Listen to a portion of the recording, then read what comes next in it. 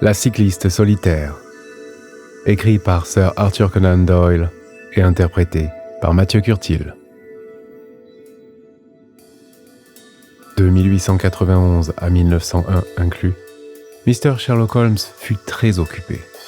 On peut affirmer sans crainte qu'il n'y eut pas, au cours de ces 8 années, une seule affaire épineuse au sujet de laquelle la police officielle ne l'ait pas consulté, et il y eut en outre des centaines d'enquêtes particulières, certaines fort compliquées et extraordinaires, dans lesquelles il tint un rôle éminent. Nombre de succès sensationnels et tout juste quelques inévitables échecs résultèrent de cette longue période de travail assidu. Comme j'ai conservé des notes très complètes concernant chacune de ces enquêtes et que j'ai participé à quantité d'entre elles, on conçoit que j'éprouve quelques difficultés à savoir lesquelles choisir pour en donner connaissance au public. Je resterai, néanmoins, fidèle à ma règle habituelle, qui consiste à accorder la préférence aux affaires dont l'intérêt provient moins de la sauvagerie du crime que de l'ingéniosité et de l'imprévu de la situation. C'est pour cette raison que je vais exposer au lecteur les faits relatifs à Miss Violet Smith, la cycliste solitaire de Charlington, et les suites curieuses qu'eurent nos investigations, qui s'achevèrent par une tragédie inattendue. Il est exact que les circonstances ne se prêtèrent pas à une démonstration frappante des dons qui ont rendu illustre mon ami Holmes, mais il n'y eut pas moins certains points qui font que cette enquête mérite une place à part dans la masse de documents qui retracent une longue période d'activité policière et d'où j'extrais les éléments de ces petits récits. En me reportant à mes notes de l'année 1895, je constate que c'est le samedi 23 avril que nous avons pour la première fois entendu parler de Miss Violet Smith. Sa visite fut, je m'en souviens, fort mal accueillie par Holmes, alors absorbé par un problème très compliqué et hermétique qui résultait des singulières persécutions auxquelles s'était trouvé en but le célèbre magnat du tabac, Vincent Arden. Mon ami, qui aimait par-dessus tout à penser avec précision et concentration, voyait d'un mauvais œil tout ce qui distrayait son attention du problème à l'étude. Et pourtant, à moins de déployer une rudesse qui n'était pas dans sa nature, il était impossible de refuser d'écouter la splendide jeune femme qui, grande et gracieuse, se présenta un soir, très tard, à Baker Street, pour solliciter l'aide et les conseils de Holmes. Il était vain de lui faire ressortir que tout son temps était pris, car la jeune personne était venue avec la ferme intention de raconter son histoire, et il devint vite évident que seule la force parviendrait à l'expulser de la pièce avant qu'elle n'eût fait son récit. Avec un air résigné et un sourire quelque peu las, Holmes pria la jolie intruse de prendre un siège et de nous informer de ce qui la préoccupait. « Au moins, ce n'est pas votre santé !» dit-il en l'étudiant du regard. « Car une cycliste aussi fervente doit déborder de dynamisme. » Elle considéra d'un air surpris ses chaussures, et j'y remarquai, sur le côté de la semelle, les légères rugosités causées par le frottement de la pédale. « Il est vrai que je fais pas mal de bicyclette, et le fait n'est pas étranger à ma visite d'aujourd'hui. » Mon ami s'empara de la main dégantée de la jeune femme et l'examina avec une attention aussi concentrée et avec aussi peu de sentiment qu'un savant en apporte à l'étude d'une pièce anatomique. « Vous m'excuserez, j'en suis certain, mais c'est mon métier, » dit-il en lâchant sa main. « J'ai failli faire l'erreur de croire que vous faisiez de la dactylographie. Naturellement, c'est de la musique, ça saute aux yeux. Vous remarquerez, Watson, l'extrémité spatulée des doigts, qui est commune aux deux professions. Il y a pourtant, dans le visage, une spiritualité. » Il lui fit doucement tourner la figure vers la lumière. « Que n'engendre pas la machine à écrire. Cette dame est musicienne. »« Oui, Mr. Holmes, j'enseigne la musique. »« À la campagne, je présume, si j'en juge par votre teint. »« Oui, sir. Près de Farnham, aux confins du Surrey. »« Une région magnifique et associée à un tas de choses intéressantes. Vous vous rappelez, Watson, que c'est près de là que nous avons pris Archie Stamford, le faussaire ? Eh bien, Miss Violet, que vous est-il arrivé près de Farnham, aux confins du Surrey ? » La jeune femme, avec beaucoup de clarté et de sang-froid, nous fit le curieux récit que voici. « Mon père, James Smith, est mort, Mr. Holmes. Il était chef d'orchestre au vieux théâtre impérial. Ma mère et moi, nous sommes, à son décès, restés sans un parent au monde, en dehors d'un oncle, Ralph Smith, qui est parti pour l'Afrique il y a 25 ans et dont on n'a pas eu de nouvelles depuis. Quand papa mourut, nous étions très pauvres. Mais un jour, on nous signala qu'une annonce dans le Times demandait où nous étions. Je vous laisse à penser combien cela nous a émus, car nous nous imaginions que quelqu'un nous léguait une fortune. Nous nous rendîmes chez l'homme de loi, dont le journal donnait le nom. Là, nous rencontrâmes deux messieurs, Mr. Carruthers et Mr. Woodley, qui rentraient d'un voyage en Afrique du Sud. Ils dirent que mon oncle était un ami à eux, qu'il venait de mourir pauvre quelques mois auparavant à Johannesburg, et qu'il leur avait demandé, sur son lit de mort, de trouver ses parents et de s'assurer qu'il ne manquait de rien. Cela nous parut bizarre que l'oncle Ralph, qui n'avait pas fait attention à nous de son vivant, prit tant à cœur de veiller sur nous une fois mort. Mais Mr. Carruthers nous expliqua que la raison en était qu'il venait d'apprendre la mort de son frère et se considérait de ce fait comme responsable de notre sort. « Je vous demande pardon, mais quand eut lieu cette entrevue ?»« En décembre dernier, il y a 4 mois. »« Poursuivez, je vous en prie. » Mr. Woodley me fit l'effet d'un odieux individu. Il ne cessait de me faire de l'œil. Un jeune lourdeau, au visage bouffi et à la moustache rousse, avec les cheveux plaqués de chaque côté du front. Je l'ai trouvé positivement haïssable, et j'ai tout de suite eu la conviction que Cyril n'approuverait pas une pareille connaissance. « Ah, il s'appelle donc Cyril », dit Holmes avec un sourire. La jeune femme rougit, puis se mit à rire. « Oui, Mr. Holmes, Cyril Morton, ingénieur électricien, et nous espérons nous marier à la fin de l'été. » Grand Dieu, comment ai-je pu me mettre à parler de lui? Ce que je voulais dire, c'est que Mr. Woodley était parfaitement odieux, mais que Mr. Carruthers, beaucoup plus âgé, était plus aimable. C'était un brun, pâle, glabre et silencieux, mais il avait de bonnes manières et un sourire agréable. Il s'enquit de nos ressources, et en apprenant que nous étions très pauvres, suggéra que j'aille donner des leçons de musique à sa fille unique, âgée de 10 ans. Je lui répondis que je ne voulais pas quitter ma mère, sur quoi il proposa que je revienne chez elle toutes les fins de semaine et m'offrit 100 livres par an, ce qui était, certes, un salaire splendide. Je finis donc par accepter, et je m'en fus à Chiltern Grange, à une dizaine de kilomètres de Farnham. Mr. Carruthers était veuf, mais il avait engagé une gouvernante, une dame âgée, fort respectable, du nom de Mrs. Dixon, et qui administrait la maison. L'enfant était un amour, et tout s'annonçait bien. Mr. Carruthers était très gentil, aimait la musique, et nous passions tous ensemble de fort agréables soirées. Chaque samedi, je revenais à Londres, chez ma mère. La première ombre au tableau fut l'arrivée de Mr. Woodley, l'homme aux moustaches rousses. Il vint pour un séjour d'1 semaine, et pour moi, ce fut comme 3 mois. C'était un homme abominable, une brute avec tout le monde, mais avec moi, quelque chose d'infiniment pire. Il me fit une cour odieuse, se vanta de sa fortune, dit que si je l'épousais, j'aurais les plus beaux diamants de Londres, et, finalement, comme je ne voulais rien savoir, il me saisit dans ses bras, un soir, après dîner. Il était d'une force effroyable, et jura qu'il ne me lâcherait pas tant que je ne l'aurais pas embrassé.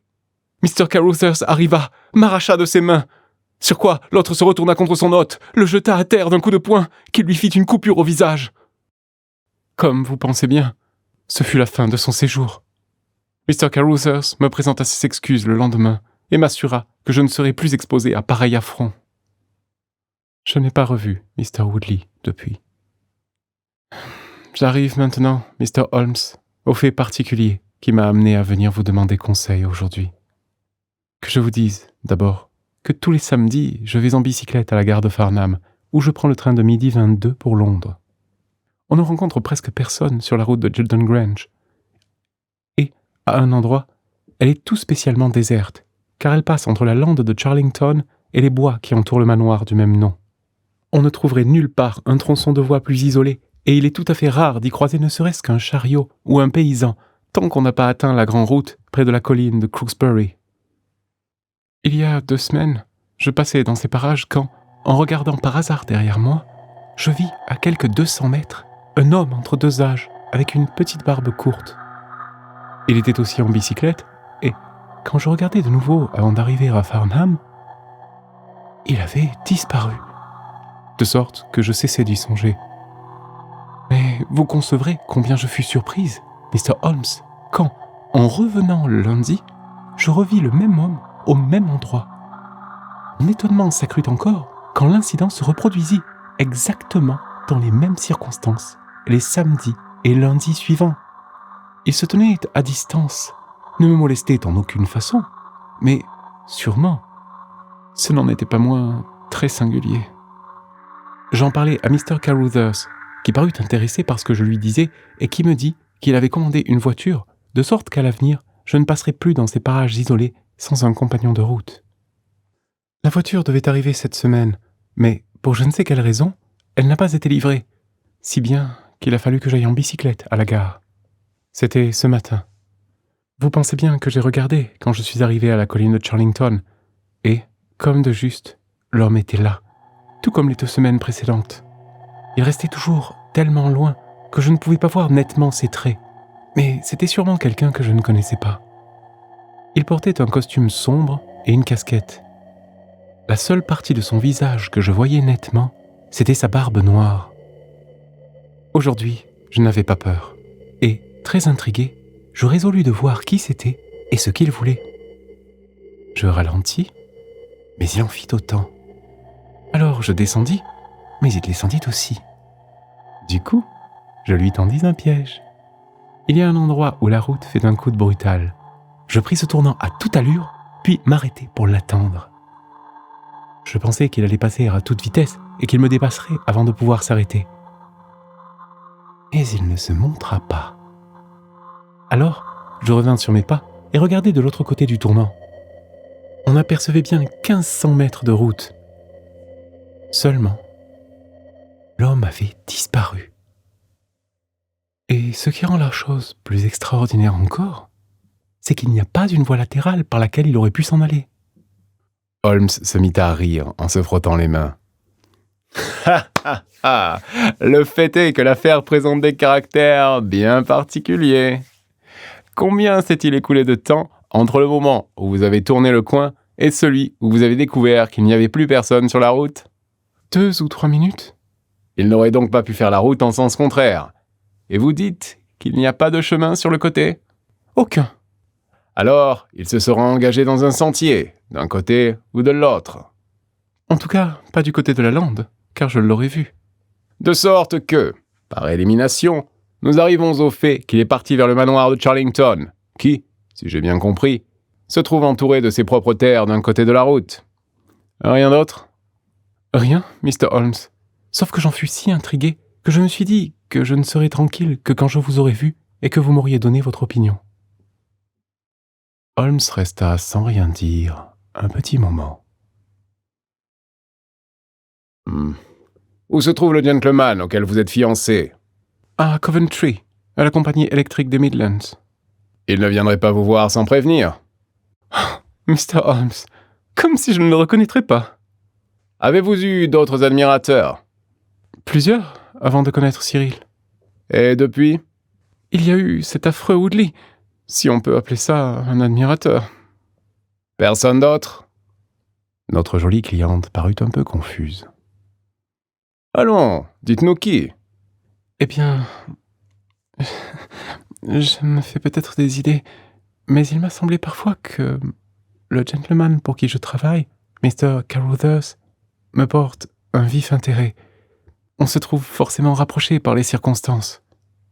Le soir, je l'accompagne au piano. Il n'a jamais rien dit. C'est un parfait homme du monde. Mais les femmes sentent ces choses-là. Ah. Holmes prit un air grave. Qu'est-ce qu'il fait comme métier ? C'est un homme riche. Et il n'a ni chevaux, ni voiture ? Enfin, il est assez à l'aise. Mais il se rend dans la cité 2 ou 3 fois par semaine. Il s'intéresse fort aux actions des mines d'or d'Afrique du Sud. Vous me ferez savoir s'il se passe quelque chose de nouveau, Miss. J'ai beaucoup à faire en ce moment, mais je trouverai le temps d'étudier votre affaire. Dans l'intervalle, ne prenez aucune mesure sans m'avertir. Au revoir, et j'espère ne recevoir de vous que de bonnes nouvelles. Il est dans l'ordre naturel des choses qu'une fille comme cela ait des gens dans son sillage, dit Holmes, songeur, en fumant sa pipe. Mais il vaut mieux que ce ne soit pas à bicyclette, et sur une route isolée. Quelque amoureux transi, sans nul doute, mais l'affaire présente des détails curieux et riches en suggestions, Watson. Du fait que l'homme ne se montre qu'à cet endroit ? Tout juste. Notre premier effort doit être pour découvrir quels sont les occupants du manoir de Charlington. Ensuite, quelle relation y a-t-il entre Caruthers et Woodley, puisqu'ils sont, semble-t-il, des types tellement différents l'un de l'autre. Comment est-il advenu que tous les deux tenaient à tel point à retrouver la famille de Ralph Smith ? Autre chose. Qu'est-ce que c'est que ce train de maison où on paie le double du tarif habituel à une préceptrice, mais où on n'a pas de cheval alors qu'on habite à 10 km de la gare ? Bizarre, Watson. Très bizarre. Vous irez là-bas ? Non, mon cher. C'est vous qui irez. Il se peut que ce ne soit qu'une intrigue sans conséquence, et je ne peux pas interrompre mes importantes recherches actuelles pour cela. Lundi, vous arriverez de bonne heure à Farnham. Vous vous cacherez dans les parages de Charlington. Vous observerez les événements et vous agirez comme vous le jugerez bon. Puis, après vous être renseigné sur les hôtes du manoir, vous reviendrez me faire votre rapport. Et maintenant, plus un mot sur cette question, tant que nous n'aurons pas quelques bases solides sur lesquelles appuyer notre solution. Nous savions par la jeune femme qu'elle rentrait le lundi par le train qui quitte Waterloo à 9h50. Je partis donc de bonne heure par celui de 9h13. À Farnham, je n'éprouvais aucune difficulté à me faire indiquer Charlington et sa lande. Il était impossible de se tromper sur le site des mésaventures de la jeune personne, avec la lande vallonnée d'un côté et de l'autre une vieille haie de buis qui entourait un parc émaillé d'arbres magnifiques. Il y avait une grande entrée en pierre moussue dont les piliers latéraux étaient surmontés d'emblèmes héraldiques effacés. Mais en dehors de cette allée cavalière centrale, j'observais différents points où des trouées dans la haie correspondaient à des sentiers. On ne voyait pas l'habitation de la route, mais tout son environnement proclamait la tristesse et la décrépitude. La lande était couverte des taches dorées des ajoncs en fleurs qui étincelaient magnifiquement sous les feux d'un ardent soleil printanier. Ce fut derrière une de ces touffes que je pris position, de manière à dominer la vue de la grille en même temps que celle d'une longue étendue de route de chaque côté. Celle-ci était déserte au moment où je la quittais, mais je vis bientôt un cycliste qui roulait dans la direction d'où je venais. Il avait un costume sombre et une barbe noire. En arrivant à l'extérieur de la propriété du manoir, il mit pied à terre et, poussant sa machine par une des ouvertures de la haie, disparut de ma vue. Un quart d'heure s'écoula et une seconde bicyclette apparut. Cette fois, c'était la jeune femme qui venait de la gare. Je la vis scruter les environs quand elle se trouva à hauteur de la haie du manoir de Charlington. L'instant d'après, l'homme sortit de sa cachette, sauta sur sa bicyclette et la suivit. Dans tout le vaste paysage, ces deux-là étaient les seuls points mouvants. La fille, gracieuse et très droite sur sa machine, et l'homme, derrière elle, le nez sur le guidon, avec quelque chose de furtif dans tous ses gestes. Elle regarda derrière elle, le vit et ralentit. Il l'imita. Elle s'arrêta. Il en fit aussitôt autant, maintenant 200 mètres d'écart entre elle et lui.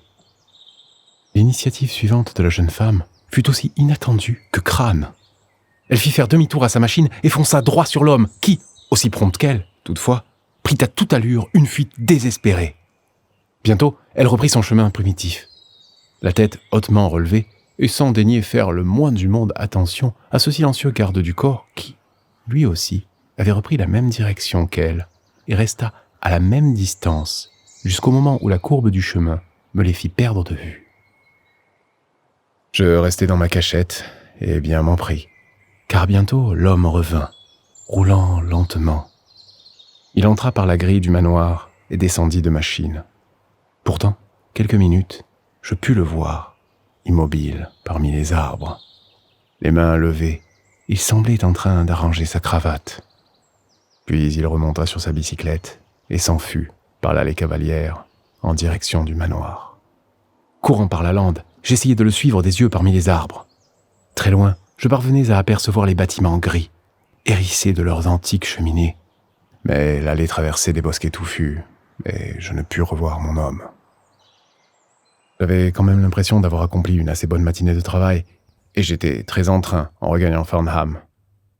L'agent immobilier de l'endroit ne put me fournir aucun renseignement concernant le manoir de Charlington et me dit de m'adresser à une firme bien connue dans Pall Mall. Je m'y arrêtai avant de rentrer et y trouvai un accueil courtois. L'employé me dit que je ne pourrais pas louer le manoir pour cet été-là, que j'arrivais un tout petit peu trop tard, car on l'avait loué 1 mois avant. Le locataire était un certain Mr. Williamson, un homme âgé et très respectable. Le préposé regrettait de ne pouvoir m'en dire davantage, mais les affaires de ses clients n'étaient pas des sujets dont il lui était permis de discuter. Mr. Sherlock Holmes écouta avec attention le long rapport que je fus en mesure de lui présenter ce soir-là. Mais ce compte-rendu ne me valut pas ce mot de brève louange que j'avais espéré et que j'eusse apprécié. Au contraire, son visage austère se fit plus sévère que d'habitude, tandis qu'il commentait les choses que j'avais faites et celles que j'aurais dû faire. « Grosse erreur, mon cher Watson, votre cachette. Il fallait vous placer derrière la haie, ainsi vous auriez vu de près ce personnage intéressant.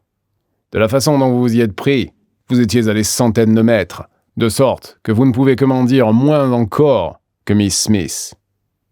Elle croit qu'elle ne connaît pas l'individu. Je suis convaincu du contraire. Pourquoi, sans cela, serait-il à ce point désireux de ne pas lui permettre de l'approcher pour voir ses traits? Vous me dites qu'il se penchait sur son guidon. Toujours cette même dissimulation. Vous êtes vraiment mal débrouillé. Il retourne au manoir, et pour savoir qui il est, vous vous adressez à une maison de Londres. Et qu'aurait-il fallu faire? Aller à l'auberge la plus proche. C'est le centre des cancans à la campagne. Là, on vous aurait dit tous les noms, depuis celui du patron jusqu'à celui de la femme de charge. Williamson, ça ne me dit rien du tout. Si c'est un vieillard, ça ne peut pas être le cycliste actif qui file à toute vitesse pour échapper à la poursuite de cette athlétique jeune personne. Que nous a rapporté votre expédition? La confirmation du récit de la demoiselle? Je n'avais jamais douté de sa véracité. Qu'il existe une corrélation entre le cycliste et le manoir? De cela non plus, je n'ai jamais douté. Que le manoir est loué par Williamson? Nous voilà bien avancés. Allons, cher ami, ne soyez pas si morose. Nous ne pouvons plus rien faire d'ici samedi prochain. Et, d'ici là, peut-être prendrai-je 1 ou 2 renseignements moi-même. Le lendemain nous apporta un mot de Miss Smith, relatant brièvement, mais exactement, les incidents mêmes dont j'avais été le témoin. Mais tout le sel s'en trouvait dans le post-scriptum. Je suis certaine, Mr. Holmes, que vous ne trahirez pas ma confiance si je vous dis que ma position devient ici difficile du fait que mon patron m'a demandé ma main.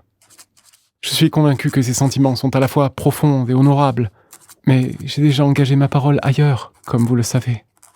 Il a pris mon refus avec beaucoup de sérieux, mais aussi beaucoup de douceur. Vous concevez toutefois que la situation est un peu tendue. Notre jeune ami a l'air d'entrer dans une passe difficile. L'affaire présente certainement plus de points intéressants et de possibilités d'évolution que je ne pensais au début. Une journée tranquille et paisible à la campagne ne me ferait pas de mal, et j'ai bonne envie d'y faire un saut cet après-midi pour vérifier une ou 2 théories que j'ai échafaudées.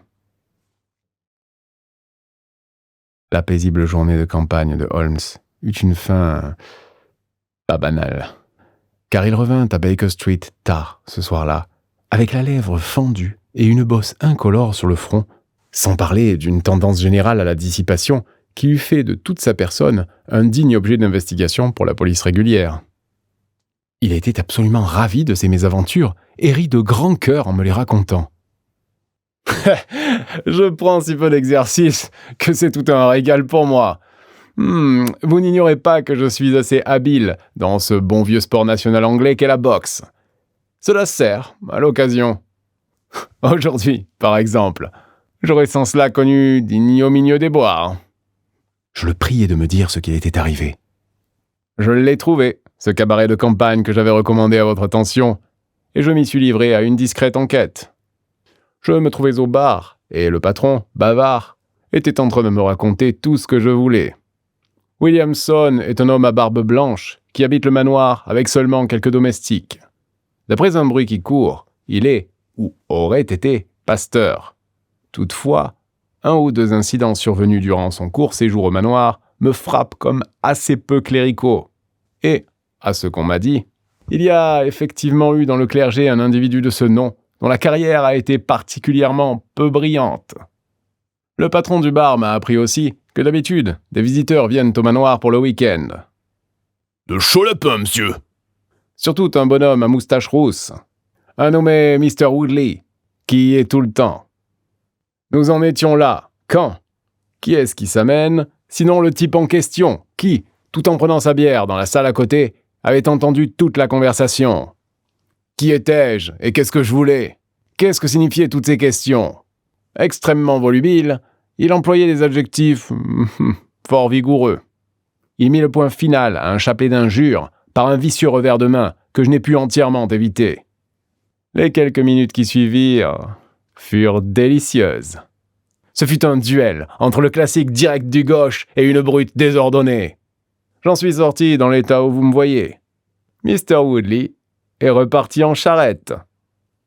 Ainsi s'acheva ma promenade à la campagne, et il faut reconnaître que, malgré que fort agréable, ma journée aux confins du Surrey n'a guère été plus utile que la vôtre. Le jeudi nous apporta une autre lettre de notre cliente. « Vous ne serez pas surpris, Mr. Holmes, » écrivait-elle, « d'apprendre que je quitte ma situation. Même le salaire élevé que me paie Mr. Caruthers ne parvient pas à compenser les inconvénients de ma position. Samedi, je vais à Londres, et je n'ai pas l'intention de revenir. Mr. Caruthers s'est procuré une voiture, et les dangers de la route solitaire, si tant est qu'ils aient existé, ont disparu. Pour ce qui a motivé mon départ, c'est moins l'attention résultant de mes relations avec Mr. Caruthers que la réapparition de l'odieux Mr. Woodley. Toujours hideux, il est plus affreux encore maintenant, car il a, paraît-il, eu un accident qui l'a beaucoup défiguré. Je l'ai aperçu par la fenêtre, mais, Dieu merci, ne me suis pas encore trouvé en sa présence. Il a eu une longue conversation avec Mr. Caruthers qui, après, m'a semblé fort surexcité. Woodley doit séjourner dans le voisinage, car il ne couche pas ici. Et pourtant, je l'ai aperçu de nouveau ce matin. Il se faufilait parmi les bosquets. Je préférerais de beaucoup une bête sauvage en liberté dans le jardin. Je l'abomine et le crains plus que je ne saurais dire. Mais comment Mr. Caruthers peut-il un seul instant supporter un être pareil ? Enfin, mes tourments seront finis samedi. Je l'espère aussi, Watson. Je l'espère. Je ne sais quelles sournoises intrigues se nouent autour de cette petite, et il est de notre devoir de veiller à ce que personne ne la moleste au cours du dernier voyage en question.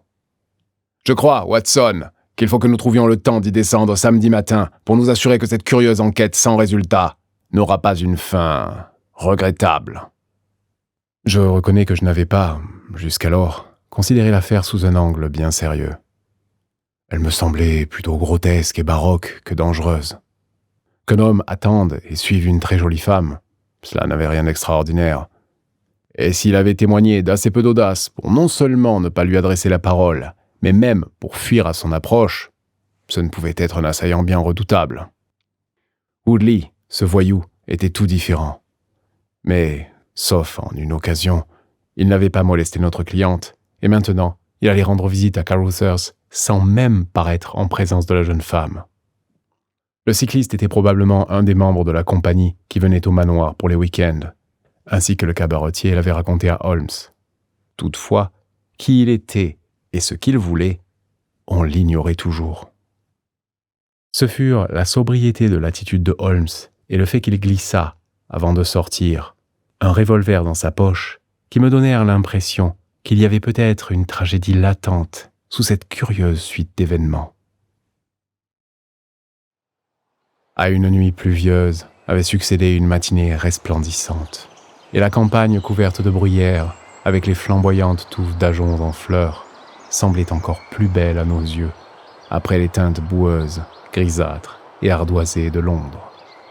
Holmes et moi, nous marchions le long de la route large et sablée, en respirant à plein poumon l'air frais du matin et en nous régalant du chant des oiseaux et de la fraîche haleine du printemps. D'une élévation de la route au flanc de la colline de Crooksbury, nous pûmes apercevoir le sinistre manoir hérissant ses cheminées par-dessus les chênes antiques qui, tout vieux qu'ils étaient, n'en demeuraient pas moins plus jeunes que le bâtiment qu'ils entouraient. Holmes m'indiqua sur la longue route qui, tel un ruban d'un jaune rougeâtre, serpentait entre le brun de la lande et le vert bourgeonnant des bois, un point noir, très éloigné, un véhicule qui venait dans notre direction. Holmes eut une exclamation d'impatience. J'avais tablé sur une marge d'une demi-heure. Si c'est la voiture de notre jeune personne, elle doit chercher à prendre le train d'avant. J'ai bien peur, Watson, qu'elle ne passe à Charlington trop tôt pour que nous puissions l'y rejoindre. Une fois franchi le sommet de la montée, nous ne pouvions plus voir le véhicule, mais nous pressâmes l'allure à tel point que ma vie sédentaire commença à se faire sentir et que je dus rester en arrière. Holmes, toutefois, était toujours en forme, car il avait d'inépuisables ressources nerveuses qu'il mettait à contribution. Son pas élastique ne ralentit pas un instant jusqu'au moment où, alors qu'il était à une centaine de mètres en avant de moi, il s'arrêta et je le vis lever la main en un geste de douleur et de désespoir. En même temps, la voiture vide, au trot du cheval dont les rênes pendaient, apparut au tournant de la route, approchant rapidement de nous. « Trop tard, Watson! Trop tard !» s'écria Holmes, tandis que, haletant, je me portais à sa hauteur. « Imbécile que je suis de n'avoir pas tenu compte du train précédent! C'est un enlèvement, une séquestration, un meurtre, je sais quoi! Barrez-moi cette route! Arrêtez-moi ce cheval! Ouais, c'est cela! Maintenant, en voiture! Et voyons si je vais pouvoir réparer les conséquences de mes propres gaffes! » Nous avions bondi dans le dog-cart, et Holmes, après avoir fait tourner le cheval, le cingla vigoureusement de son fouet, et nous partîmes à fond de train. Comme nous prenions le tournant, toute l'étendue de la route qui s'étendait entre le manoir et la lande se déploya devant nos yeux. Je saisis Holmes par le bras. « Voici notre homme !» Un cycliste venait dans notre direction, tête baissée et dos voûté. Il mettait toute son énergie à pédaler et filait comme un coureur. Soudain, en levant son visage barbu, il nous vit proche de lui et s'arrêta, sautant à bas de sa machine. La barbe d'un noir intense faisait un étrange contraste avec la pâleur de sa figure et ses yeux brillaient comme enfiévrés. Il nous regarda avec surprise, considéra notre voiture et un air de stupeur se peignit sur ses traits. « Oh là, arrêtez !» s'écria-t-il en mettant sa bicyclette en travers de la route. « Où avez-vous pris cette voiture ? Arrêtez, je vous dis !» hurla-t-il en tirant de sa poche un pistolet. « Arrêtez ! Ou sans ça, bon sang, je tire dans votre cheval !» Holmes me lança les rênes sur les genoux et bondit à bas de la charrette. « C'est vous que nous cherchons. Où est Miss Violet Smith ? C'est bien ce que je vous demande. Vous êtes dans son dog-cart. Vous devriez savoir où elle est. Nous avons rencontré la voiture sur la route. Il n'y avait personne dedans. On l'a prise pour aller au secours de la jeune femme. »« Mon Dieu, que vais-je faire ? Ils la tiennent, cet infernal gredin de Whitley, ce bandit de prêtre. Alors, venez, si vraiment vous êtes son ami, venez m'aider à la sauver, quand je devrais laisser mes os dans ce bois de Charlington. » D'un air égaré, il se précipita, le pistolet à la main, vers une brèche ouverte dans la haie. Holmes le suivit, et moi, laissant le cheval brouter sur le bord de la route, je suivis Holmes. « C'est ici qu'ils sont passés, » dit-il en indiquant plusieurs traces de pas dans le sentier boueux. « Oh là, un instant. Qui est-ce qu'il y a là dans ce buisson ?»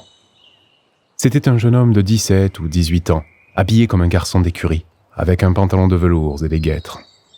Il était couché sur le dos, les genoux pliés, et portait une terrible entaille à la tête.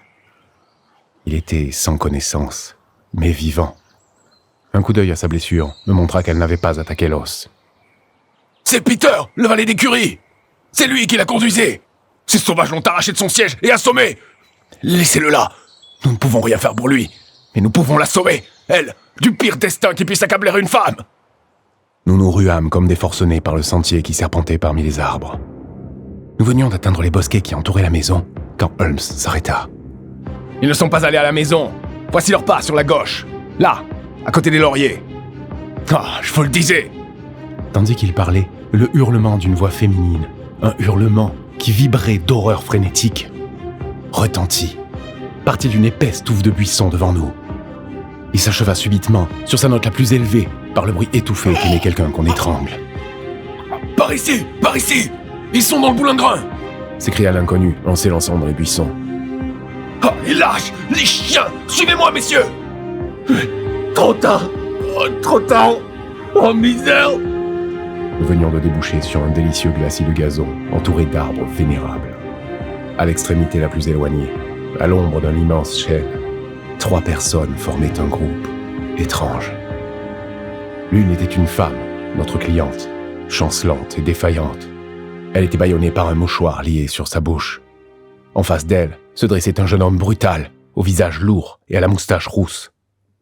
Il était guettré et, les jambes écartées, un poing sur la hanche, il agitait de l'autre main une cravache.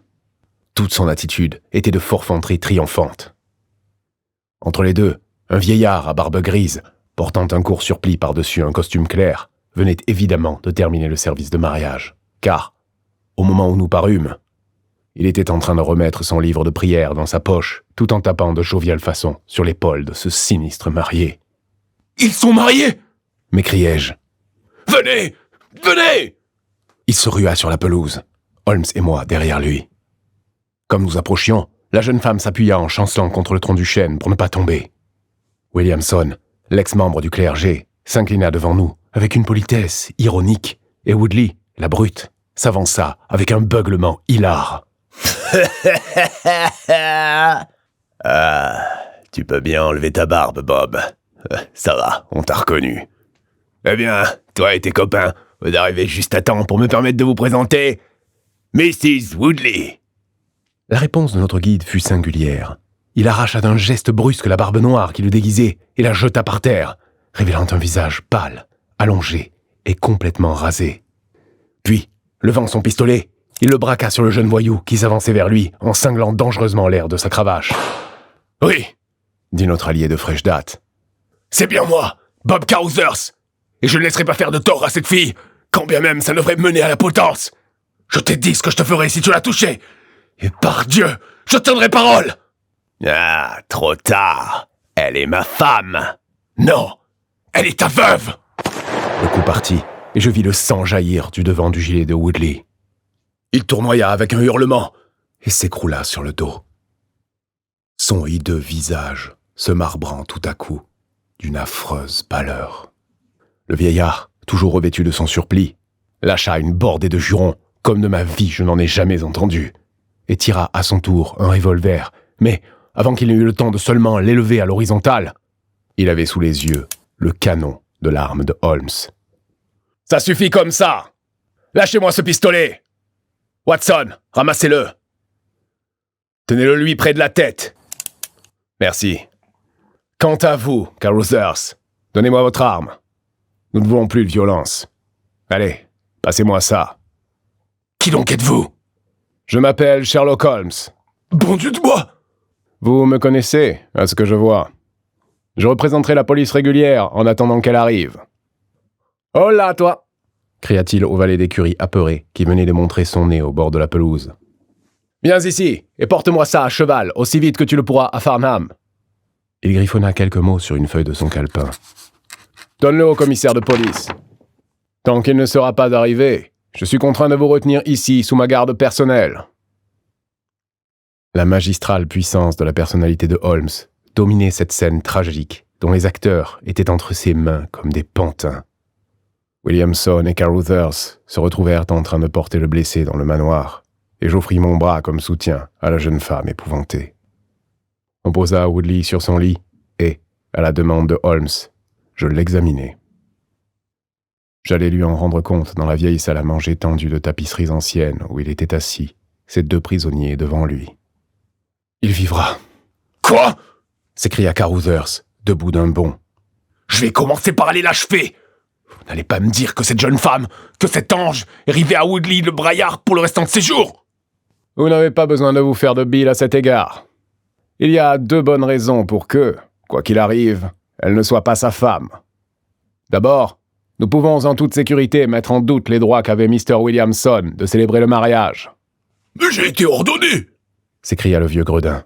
« Et défroqué aussi. »« Prêtre un jour, prêtre toujours !»« Pensez-vous. Et la licence de mariage ?»« Nous l'avons, je l'ai dans ma poche. » Alors, vous voulez être procuré par un subterfuge.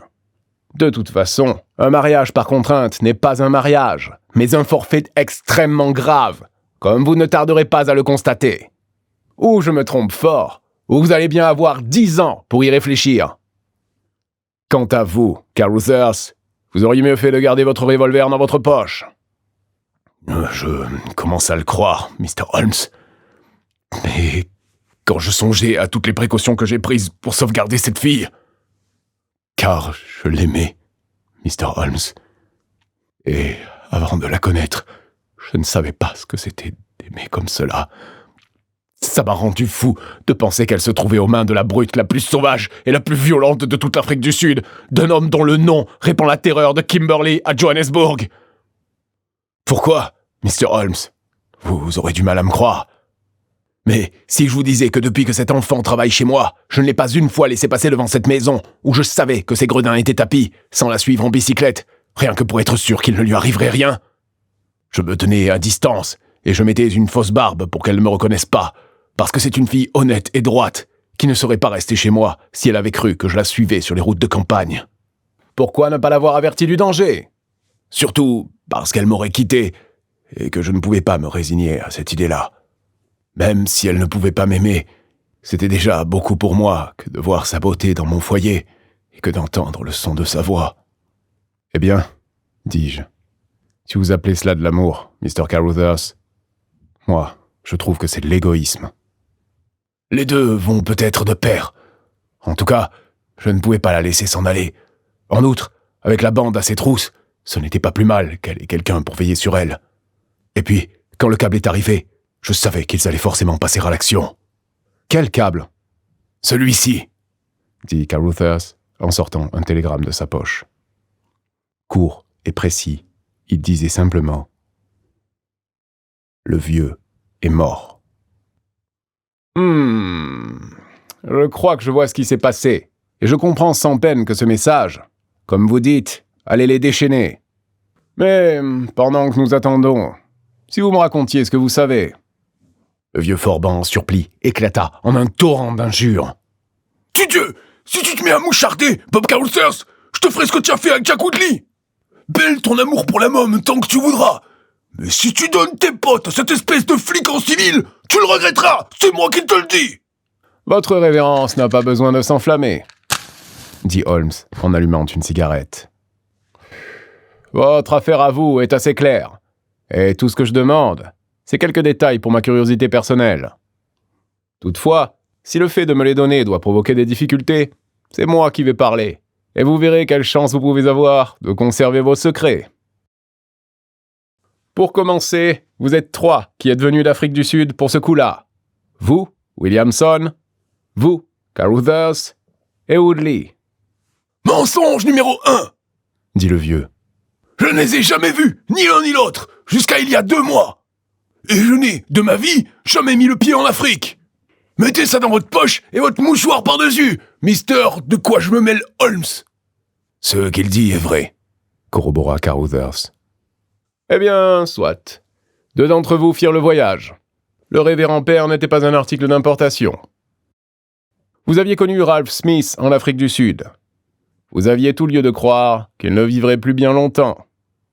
Vous avez découvert que sa nièce hériterait de sa fortune. C'est ça? Oui? » Caruthers approuva de la tête, et Williamson jura. Elle était sa plus proche parente, probablement, et vous saviez que le vieux était incapable de faire un testament. Absolument hors d'état. De sorte que vous êtes venus, tous les deux, et que vous avez recherché la fille. L'idée, c'était que l'un de vous l'épouse, et l'autre aurait sa part du butin. Pour une raison quelconque, ce fut Woodley qui fut choisi pour être le mari. Pourquoi cela? Nous l'avions joué aux cartes pendant la traversée. C'est lui qui a gagné. Je vois. Vous avez réussi à faire entrer la demoiselle à votre service, et là, Woodley devait faire sa cour. Elle vit quelle brute et quel sac à vin c'était et repoussa ses avances. En même temps, vos plans se trouvaient quelque peu bousculés par le fait que vous-même étiez tombé amoureux de la jeune personne. L'idée qu'un tel butor la possédât vous devenait insupportable. Ça, tu Dieu, oui! Vous vous êtes querellé. Il vous a quitté en fureur et s'est mis à combiner un plan tout à fait en dehors de vous. Ça m'a tout l'air, Williamson, qu'il n'y a pas grand-chose que je peux apprendre à ce monsieur. Ouais, on s'est disputé et il m'a envoyé à terre. Pour cela, nous sommes à niveau, en tout cas. Là-dessus, je l'ai perdu de vue. C'est à ce moment qu'il est allé ramasser ce curé vomi que voilà. J'ai trouvé où ils avaient monté leur ménage ensemble, dans cette maison qui se trouvait sur le chemin que la fille suivait pour aller à la gare.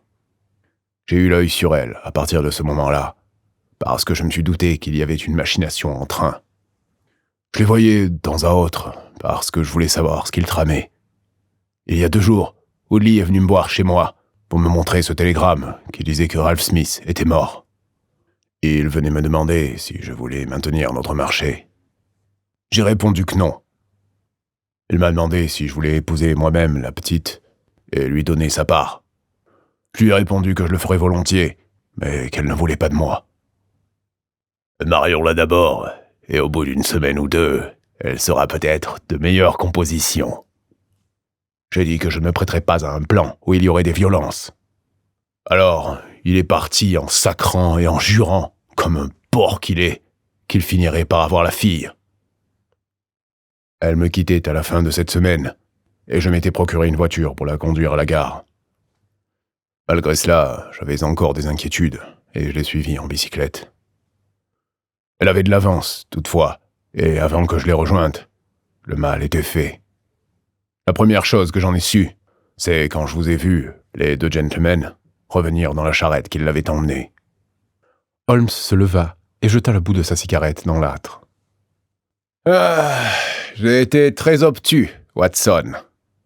Quand, dans votre rapport, vous m'avez dit que vous aviez vu le cycliste arranger, à ce que vous pensiez, sa cravate dans les buissons, ce seul fait aurait dû tout me révéler. Toutefois, nous pouvons nous féliciter d'avoir enquêté sur une affaire curieuse, et même, à certains points de vue, unique. J'aperçois 3 policiers locaux qui arrivent par l'allée, et comme le petit valet d'écurie parvient à se maintenir à leur hauteur, il faut croire que, pas plus que notre si intéressant marié de ce matin, il ne gardera de traces permanentes de son aventure. Je crois, Watson, qu'en votre qualité de médecin, vous pourriez vous occuper de Miss Smith et lui dire que si elle est suffisamment remise, nous serons heureux de l'accompagner jusque chez sa mère. Si sa convalescence n'est pas achevée, vous constaterez qu'il suffira de faire allusion à un télégramme que nous avons l'intention d'expédier à un jeune électricien des Midlands pour parachever la cure. Quant à vous, Mr. Carruthers, je considère que vous avez fait ce que vous pouviez pour acheter la part que vous aviez prise dans une ignoble machination. Voici ma carte, sir. Et si mon témoignage peut vous être de quelque secours quand vous passerez devant les juges, je suis à votre disposition. Dans l'incessant tourbillon de notre activité, il m'a souvent été difficile, ainsi que le lecteur a dû l'observer, de clore mes récits en donnant tous ces détails finaux que les gens curieux seraient en droit d'attendre.